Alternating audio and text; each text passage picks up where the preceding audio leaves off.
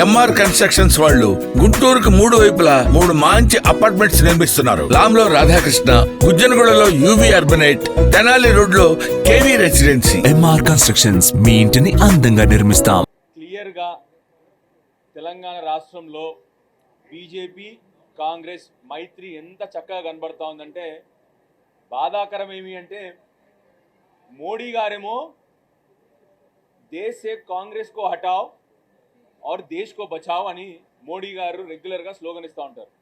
కాంగ్రెస్ కో హటావ్ और देश को बचाओ అని. ఇక్కడ బీజేపీ శాసనసభ్యులు ఏం చేస్తూ ఉన్నారంటే, శాసనసభ్యులు కానీ పార్లమెంటేరియన్లు కానీ కాంగ్రెస్ కో బచావ్ और తెలంగాణ కో డుబావ్ అంటే కాంగ్రెస్ని కాపాడండి, తెలంగాణని భ్రష్టు పట్టించండి అని చెప్పే రీతిలో ఇవాళ బీజేపీ శాసనసభ్యులు కానీ బీజేపీ పార్లమెంట్ మెంబర్లు కానీ ఇవాళ తెలంగాణ రాష్ట్రంలో ప్రవర్తిస్తూ ఉన్నారు. దయచేసి బీజేపీ నాయకులకు, బీజేపీ కార్యకర్తలకు, బీజేపీ జెండా మోసిన నాయకులకు మీ అందరికీ తెలుసు, మోడీ గారు కాంగ్రెస్ పార్టీకు దేశ హటావో అంటా ఉన్నారు. మరి మీ నాయకులు వాళ్ళ వాలకం చూడండి, వాళ్ళ ప్రవర్తన చూడండి, వాళ్ళు మాట్లాడే మాటలు చూడండి. రోజు పొద్దున్న లేస్తే రేవంత్ రెడ్డి గారితో డీలింగ్లు, రేవంత్ రెడ్డి గారితో పైరవీలు, రేవంత్ రెడ్డి గారు గొప్ప నాయకుడు అని చెప్పి అసెంబ్లీలో మాటలు. మీరు మీ సిద్ధాంతాలకు కట్టుబడి మీ నాయకులు ఉన్నారా లేదా అని చెప్పి ఒకసారి మీరు అందరూ గ్రహించాలని చెప్పి కోరుతా ఉన్నాను. అదేవిధంగా నిన్న బట్టి విక్రమార్క గారు మాట్లాడిన విధానం అసెంబ్లీకే చిగ్గు చేటు. ఒకప్పుడు బట్టి గారంటే మా అందరికి కూడా అపారమైన గౌరవం, కానీ వారి మధ్య అహంకారపూరిత మాటలు, బాధ్యతారహితమైన మాటలు చూస్తూ ఉంటే బాధేస్తూ ఉంది. పోయిన అసెంబ్లీ సెషన్లో మా సీనియర్ శాసనసభ్యురాలు, సీనియర్ మాజీ మంత్రివర్యులు, ఆయన కంటే కూడా సీనియర్ అయినటువంటి సబితా ఇంద్రారెడ్డి గారిని ఒక మహిళా శాసనసభ్యురాలని పట్టుకొని ఏం ముఖం పెట్టుకొని ఈ అసెంబ్లీకి వచ్చినారని చెప్పేసి మాటలు మాట్లాడిన మీ నోరు జారిన విషయం మీ అందరు కూడా గ్రహించింది. నిన్న అదే విధంగా అహంకారపూరితంగా బీఆర్ఎస్ నాయకుల్ని, బీఆర్ఎస్ సీనియర్ శాసనసభ్యుడు కేటీఆర్ గారిని బెదిరిస్తూ మాట్లాడుతూ వారు అన్న మాటలు మీరు అందరు చూసుంటారు. ఒళ్ళు దగ్గర పెట్టుకొని మాట్లాడండి, ఒళ్ళు బలిసిందా, ఈ విధంగా వారు బెదిరిస్తున్నట్టు మాట్లాడుతూ ఉన్నారు. ఇది మీకు సబబా? మీరు మాట్లాడే పద్ధతి సరైందా?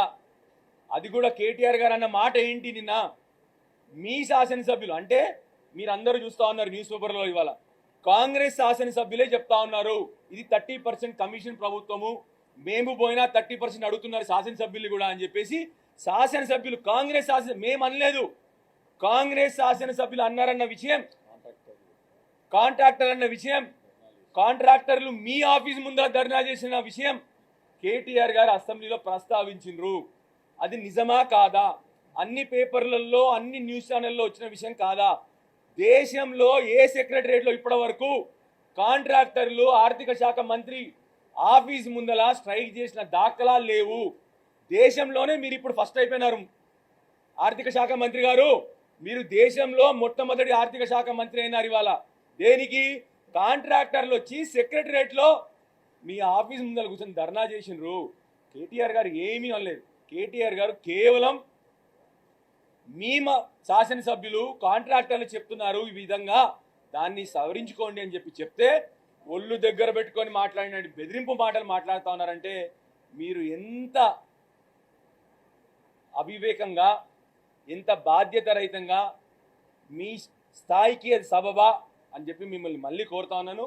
ఇప్పటికైనా మీరు మాట్లాడిన మాటలు, మీకు హుందాతనం కాపాడుకోవాలి అంటే ఉప ముఖ్యమంత్రి గారు దయచేసి మీరు నిన్న మాట్లాడిన మాటలు ఉపసరించుకోండి, వెంటనే విత్డ్రా చేసుకోవాలని చెప్పి కోరుతా ఉన్నాను. భవిష్యత్తులో ఇలాంటి అహంకారపూరిత మాటలు మానుకోండి. ఒక్కసారి ఆర్థిక శాఖ మంత్రి కాగానే మీ మీద బాధ్యత పెరిగింది, కానీ మీరు రోజు ఒకప్పుడు మీరంటే మా అందరికి కూడా హుందాగల నాయకుడు గౌరవం ఉండేది. ఈ రోజుకి మీకు అహంకారపూరిత మాటలు ఇవన్నీ సబబు కాదు. పోయినసారి మా ఎమ్మెల్యే సబితమ్మ గారిని ఇన్సల్ట్ చేసినారు, నిన్న మా అందరి శాసనసభ్యుల్ని కూడా ఇష్టం వచ్చినట్టు మాట్లాడినారు. కాబట్టి ఇది మీకు సబబు కాదు, భవిష్యత్తులో మాట్లాడకండి అని చెప్పి మిమ్మల్ని మీడియా ద్వారా కోరుతా ఉన్నాను. Thank you. జై తెలంగాణ.